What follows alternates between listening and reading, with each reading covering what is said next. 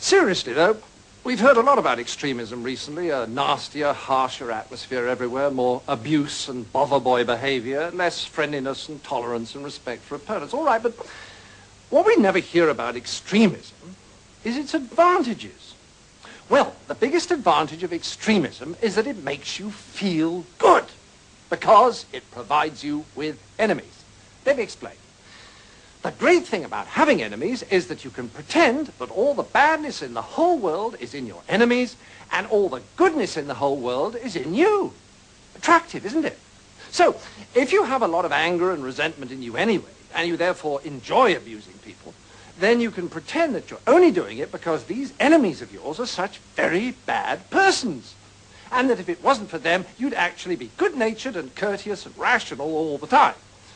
So, if you want to feel good, become an extremist. Okay, now you have a choice. If you join the hard left, they'll give you their list of authorized enemies.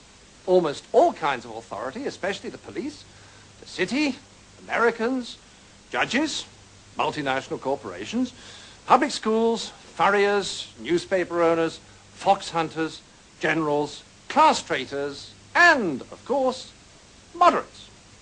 Or, if you'd rather be an extremist on the hard right, no problem, fine, you still get a lovely list of enemies, only they're different ones. Noisy minority groups, unions, Russia, weirdos, demonstrators, welfare sponges, meddlesome clergy, peaceniks, the BBC, strikers, social workers, communists, and, of course, moderates.